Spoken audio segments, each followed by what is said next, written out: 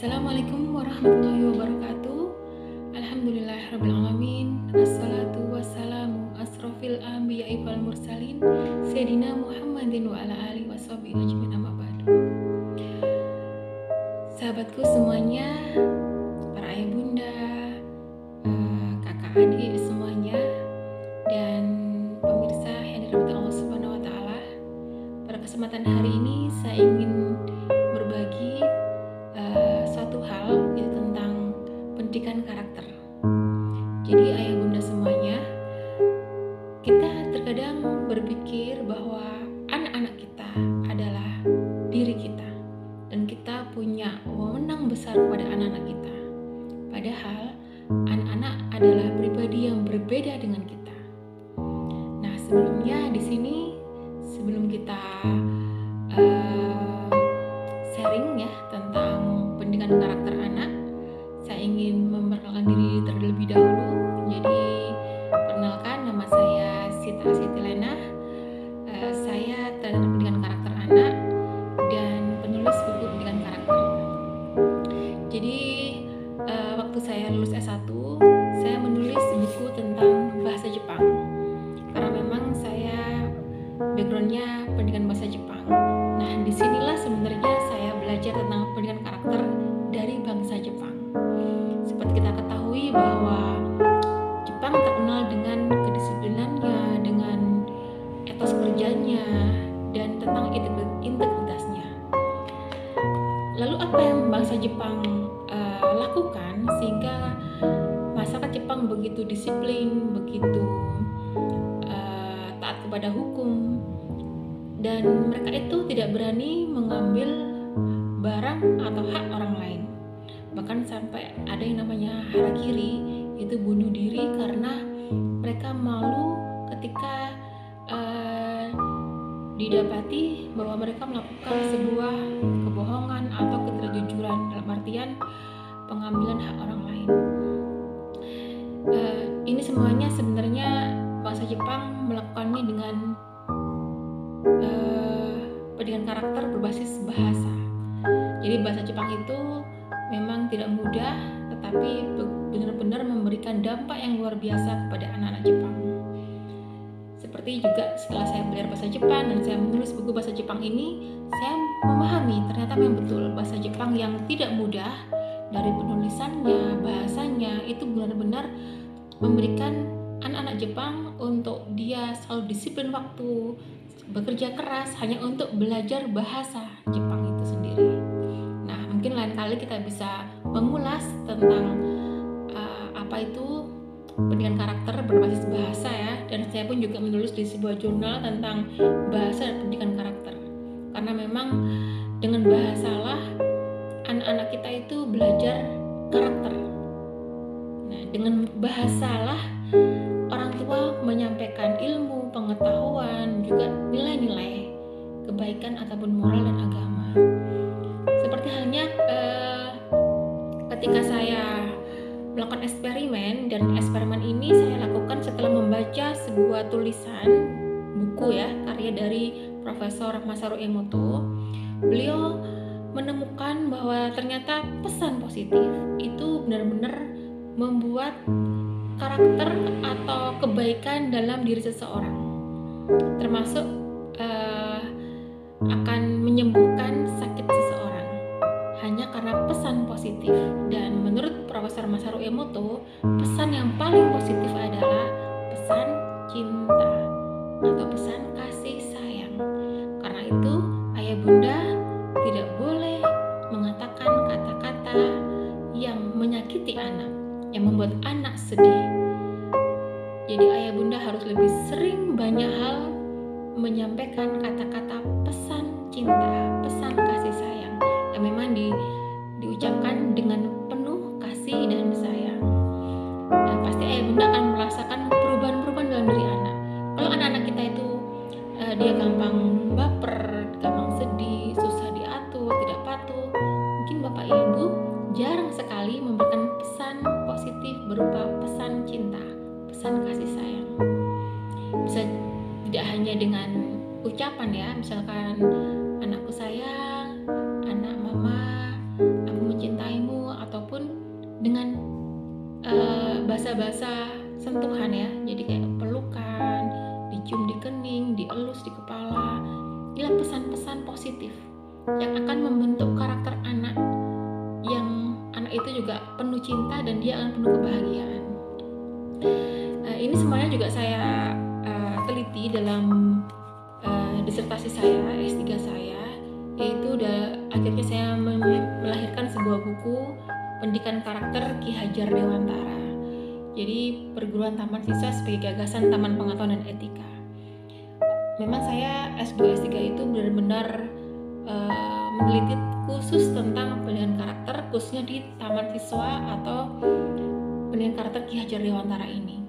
Dan kalau Bapak Ibu atau Ayah Bunda tahu, ternyata pendidikan karakter itu memang harus berlandaskan cinta. Bahkan ada semboyannya Ki Hajar itu, dengan suci hati berhamba kepada sang anak. Maksudnya adalah suci hati yang penuh ketulusan yang dilakukan dengan penuh kasih dan sayang, sehingga bisa mendidik anak, melayani anak, menjadikan anak-anak itu menjadi anak-anak yang juga penuh cinta dan akhirnya anak-anak yang penuh dengan kebahagiaan.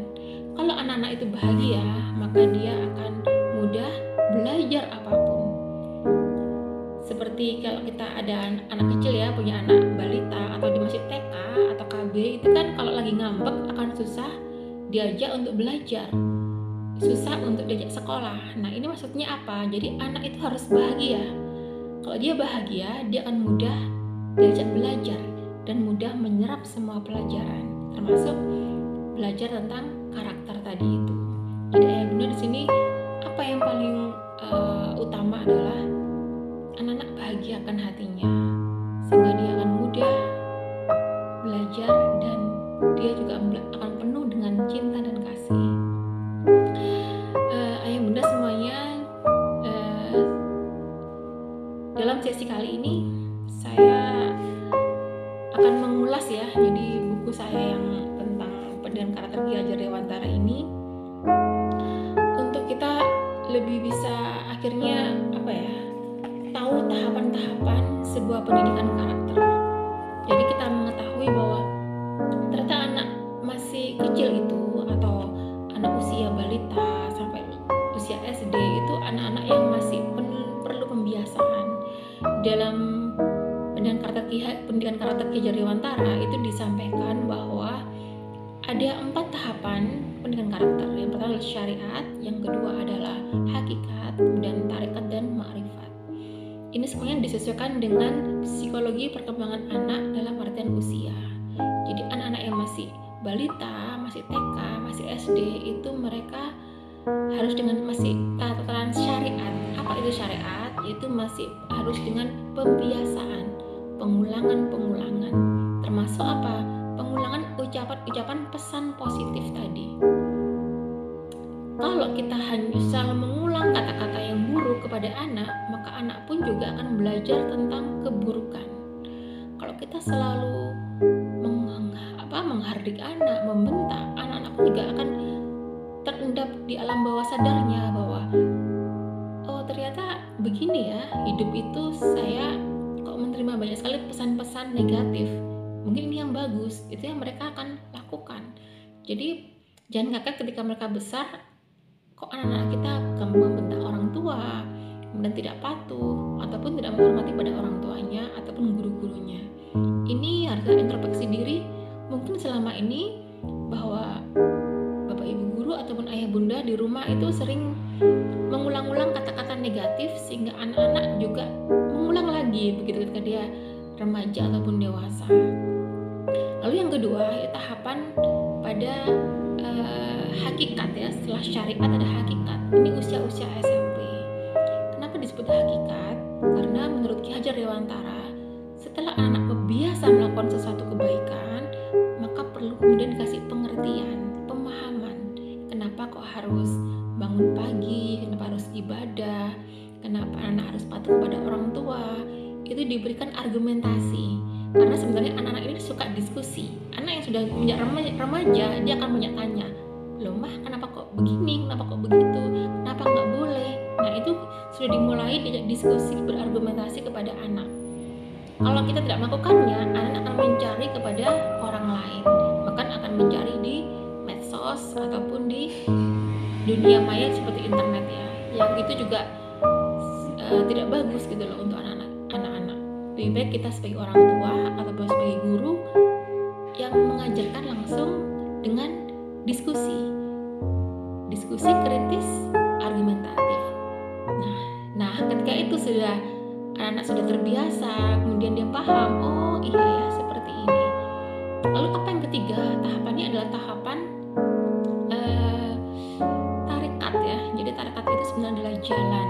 Maksudnya adalah ketika anak sudah terbiasa ibadah, kemudian dia memahami apa itu ibadah. Nah, yang ketiga adalah tarekatnya. Apa? Memperbanyak ibadahnya. Kalau dalam agama Islam ada sunnah-sunnah. Nah, kalau sudah terbiasa wajibnya ditambahi sunnah-sunnah. Termasuk sunnah-sunnah apa? Dalam bermuamalah atau berelasi dengan teman sesama, bahwa oh iya ya, ternyata kita itu tidak hanya harus bersikap baik kepada teman kita, tapi kita juga harus lebih peduli. Kalau dia lagi susah, kita harus menolong. Dalam artian di sini bahwa ternyata kebaikan itu tidak hanya sekedar kebaikan yang wajib-wajib, tetapi juga menambahi hal-hal yang lebih baik lagi. Nah, yang terakhir adalah di tahapan ma'rifat. Nah, ma'rifat nilainya mengenal. Kalau kita belajar di tasawuf Islam, ma'rifat itu adalah tertinggi ya, mencapai namanya mahabbah atau cinta. Kalau anak-anak sudah ma'rifat, dia mengenal dirinya, maka dia akan mengenal Tuhannya. Kalau sudah mengenal dirinya, maka dia akan mencintai dirinya. Kalau dia sudah mengenal Tuhannya, dia akan mencintai Tuhannya. Nah, kalau sudah seperti itu, nanti sudah selesai semuanya. Maksudnya apa? Bahwa pembiasaan, pemahaman, terus jalan-jalan sudah dilaksanakan lebih-lebih lagi ibadah ataupun dalam bersosial, dilengkapi dengan oh iya, kecintaan kepada Tuhan, kepada orang tua, teman, sahabat, saudara, kepada dirinya, itu yang akan menjadikan semuanya akan indah. Tidak ada paksaan, bukan tekanan, tetapi adalah sebuah wujud rasa cinta kepada Yang Maha Kuasa. Wujud rasa cinta yang kepada Yang Maha Kuasa, sehingga tercerminlah dalam diri kita kepada diri dan kepada sesamanya. Nah, ini yang perlu kita tekankan kepada anak-anak kita. Jadi ayah bunda semuanya, memang tidak mudah mendidik anak, apalagi karakter anak. Semuanya harus terus menerus ingat bahwa anak atau manusia ini punya alam bawah sadar. Dia harus terus menerus diberi pesan-pesan positif. Apa yang kita lihat, apa yang anak lihat, apa yang didengar, apa yang diucapkan, apa yang semuanya masuk ke dalam diri itu akan masuk ke dalam alam bawah sadar, dan terus menerus yang akan menjadikan karakter watak diri kita dan anak-anak kita. Nah, begitu ayah bunda semuanya dan pemirsa, bahwa semoga apa yang kita pelajari hari ini, sesi ini, bermanfaat dan tiada yang tidak mungkin bagi Allah, khususnya para bunda ya. Tirakat seorang ibu, doa ibu adalah yang paling dibutuhkan oleh anak-anak. Kekuatan spiritual ibu itu sangat luar biasa. Terima kasih. Ihdinas siratal mustaqim. Wassalamualaikum warahmatullahi wabarakatuh.